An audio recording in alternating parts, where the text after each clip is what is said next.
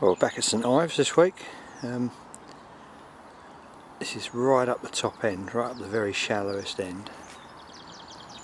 And behind those sort of dead trees coming out of the water there, that's the out of bounds area. I've seen quite a lot of signs of fish so far. Little creases and dinks, and enough to make me think that they're up here.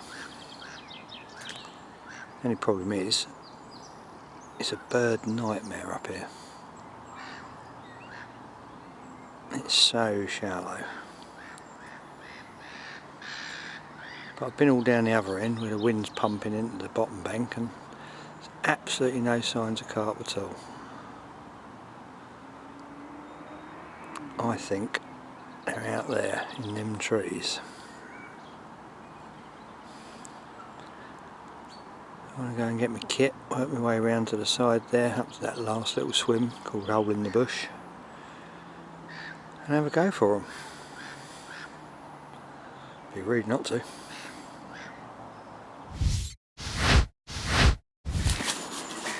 Well, I've got a bag one, but not from the Shallow Lagoon. There's a proper little story behind this one as it goes. But in the middle of it, you might have one man barbecue, so video him. I'll tell you the story later.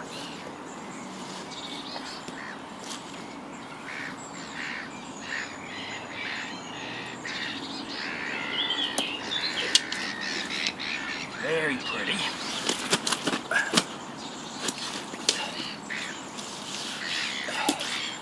He ran absolutely ragged all over the place. I actually had him from the fields right behind me. 12 foot between the swim on the fields and the back of my bivvy.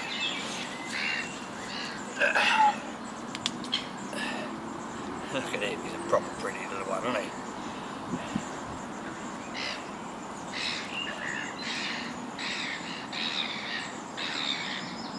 He's lovely. Just last knockings in the evening. Usually the worst time for a bite.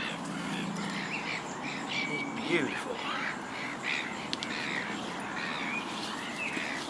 Let's weigh him up, see what he weighs. Right, story behind the capture then. He weighed 19 pounds, or an ounce under 19 pounds by the way. But 10 years ago when I used to fish here, I didn't used to fish on the shallow, I used to fish here, which is the fields and the meadows. It's actually 4 lakes, a stake pit, the big fields, the little fields and the meadows, and the whole lot makes about somewhere near 90 acres I suppose. Used to have about 20 carp in it, so there was a lot of legwork involved. I used to walk and walk and walk and just climb trees and look, and always on the hunt for carp. 3 spring seasons I fished it, and in those 3 springs I had 3 bites, 1 each year. First year I had a little double figure common that I didn't weigh, and that was from here, from the little field just along to the side here, next to a little reed bed. On the 3rd year, also from that reed bed, I caught a fish called blackjack. I named it blackjack and it became very well known in the end. Much sought after, beautiful, big, long, black linear. But on the 2nd year, I climbed this tree up there, the tallest one. Where is it? There. It was one of my regular sort of stop-offs. And I looked down on a little gravel bar over the back here by these reeds. And just on the side of the bar, I saw a mirror come along, which is quite odd to see anything, but I saw this little dumpy mirror, sort of mid-20 mirror, come chugging along the bar. And I thought, oh, I'm having some of that. So I rushed round to this side of the lake, got a rod, put a little marker float on my rig and cast it over onto the bar, and then went round there, weighed it out, found it from the marker float, unclipped it, placed it down on the edge of the bar, and about an hour later it ripped off and looked into this real lively fish, took it all over the bay, because it's only shallow. Eventually got it in, it was a 26 pound mirror. I was absolutely over the moon with it.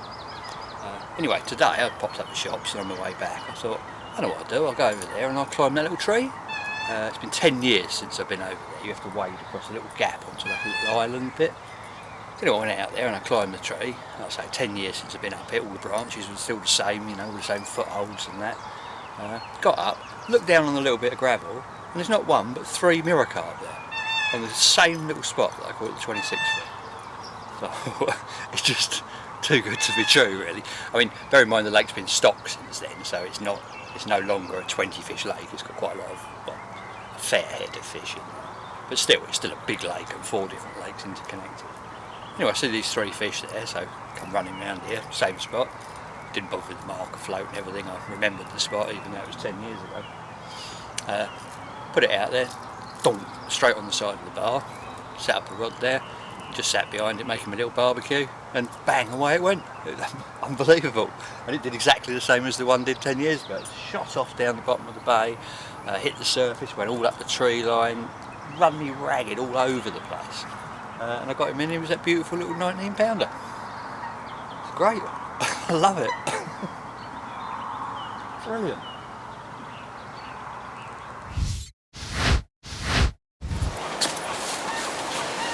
Well, nothing much going on in the main lake, just swans and coots and non-feathered nightmares, but just chucked a rod out behind me in the fields and I'm the stockies.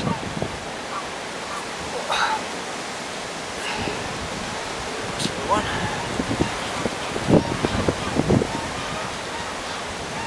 Going, bending the rod. These are lovely, these fish are in a few years' time, absolute corpus. Excellent stuff.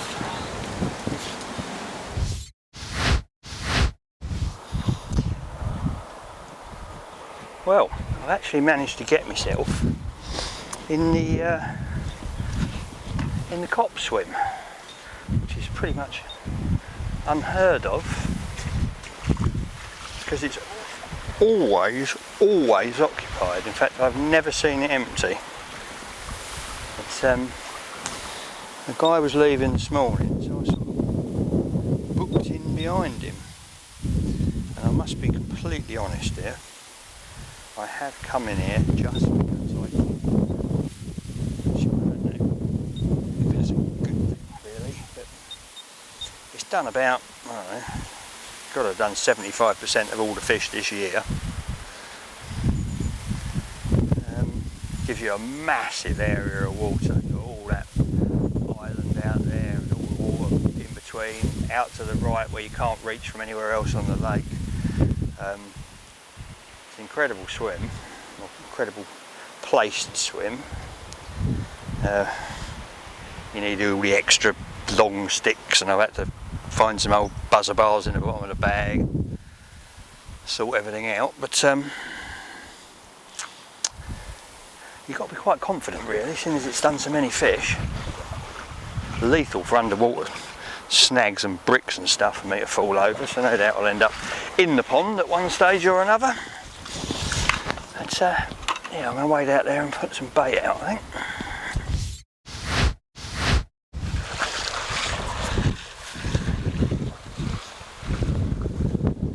Stump is definitely going to have me on my arse or on my face, one or the other, probably the latter. Oh, another one.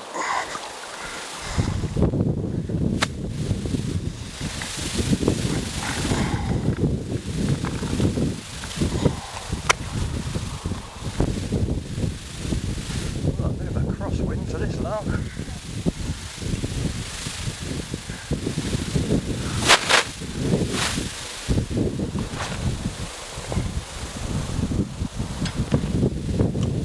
Spot on though.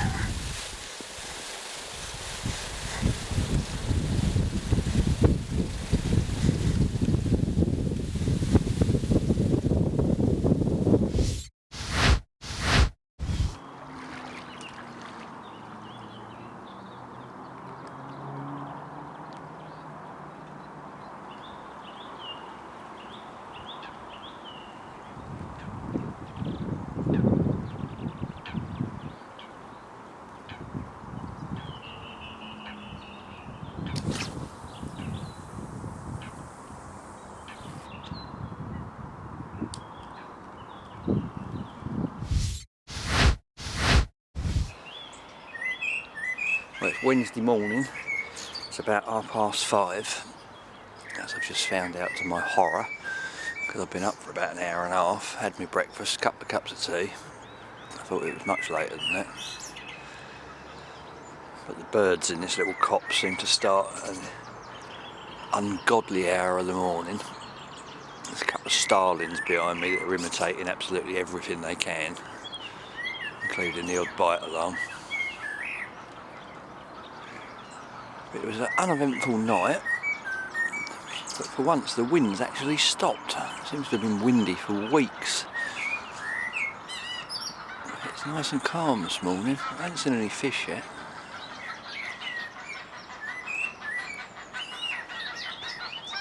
But it's my last morning. It's still got to, I'll probably give it till about 1 o'clock I suppose, something like that, maybe 2 even if I push it.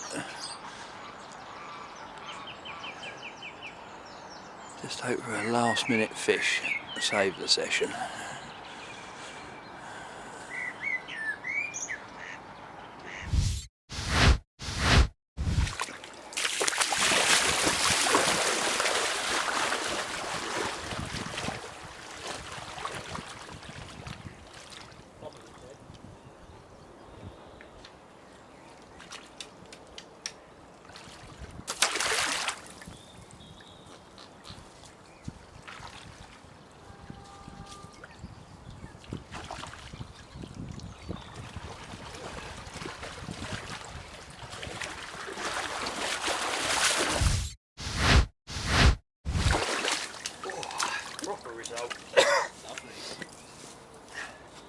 Always a big one.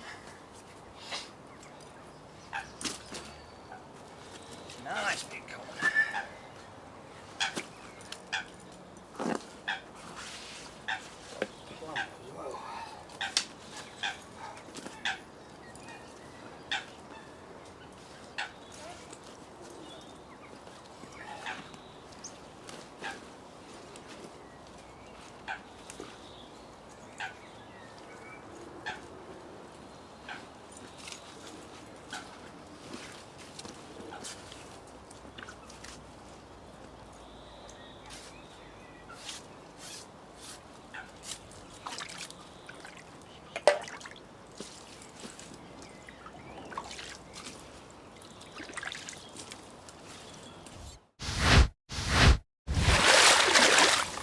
See what he weighs. I'm absolutely drenched. Both my waders are full to the brim with water. It's all well worth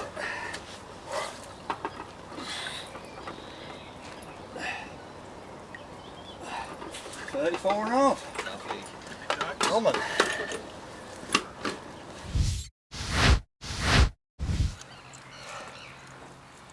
Right, after 3 days of chasing them around the pond, saw one stuck its head out, single on it, at 10 minutes, away it's gone.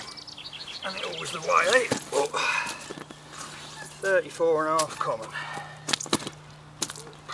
Lively common. Well fat.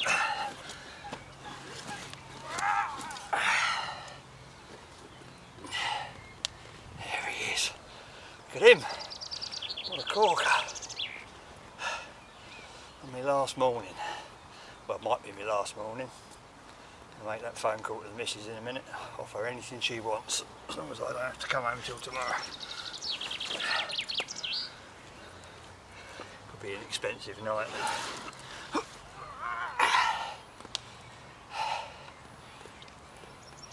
Lovely job.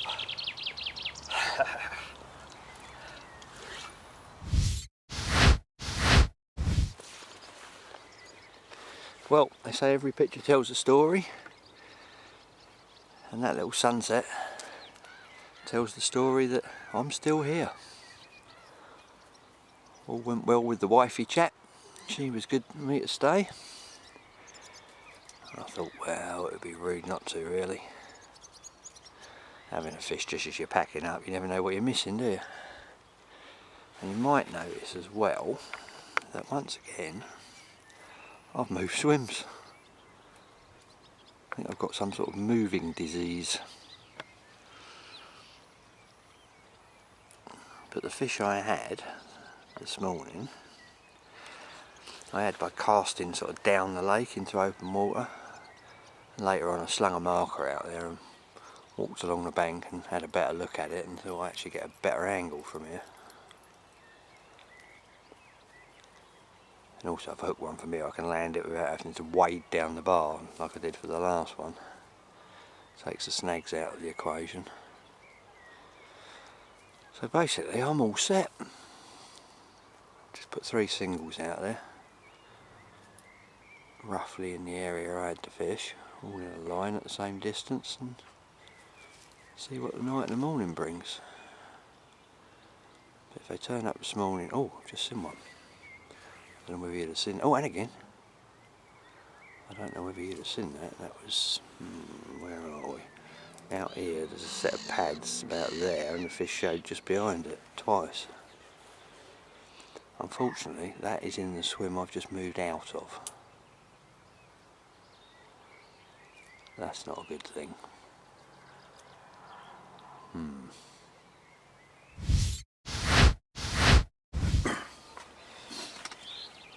Well, it's a godly hour of 5 o'clock in the morning. So drop back on the middle rod to the coop. It's got me up and out of bed. Sit here and watch the mist lifting off the surface. No wind again this morning, which is nice. See if I can see any jump. See if I've done the right or the wrong thing moving out of the swim. You shall see. I think a couple of hours we'll see. Either I'll have one or Jerry will have one. Or neither of us will have one. All questions will be answered.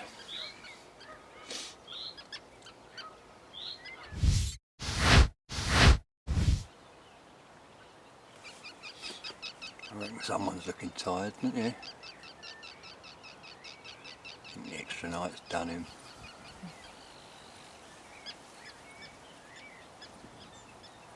Probably hear him snoring in a minute. Well, it's not a lot happening on the fishing front. It's about this time yesterday that I was started to see them show. In about another sort of 3/4 of an hour when I had to bite. Apart from one at first light, right out there that I saw, it's been about it. It's completely different weather conditions. Yesterday by this time it was t-shirt and shorts weather, it was hot. Today it's actually quite cool, the wind's in totally the opposite direction. Light level is completely different. And there's no hatch, whereas yesterday at this time there was a huge hatch of, I don't know, some sort of nymphs. Seagulls were swooping down on them, and I'm sure that's what the fish were following. So if they were here because of the conditions, they're not favourable today.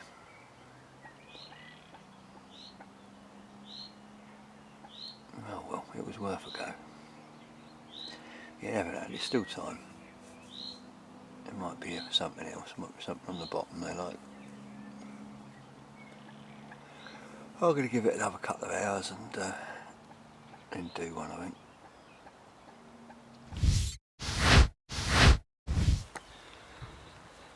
Well, bite time's gone, and by the look of that lot up there, it's going to tip it down in a minute. I've had reports from mates on other lakes around the country saying it's chucking it down with rain, and is it raining here yet? So, seeing as I'm set up right next to the motor, I'm going to wrap it all up and chuck it in the back before it does. Shame I didn't get a repeat performance of yesterday. I haven't seen any fish show. But that's why it's called fishing and not catching. You can't guarantee anything. So that's my lot. Until next week, ta-da.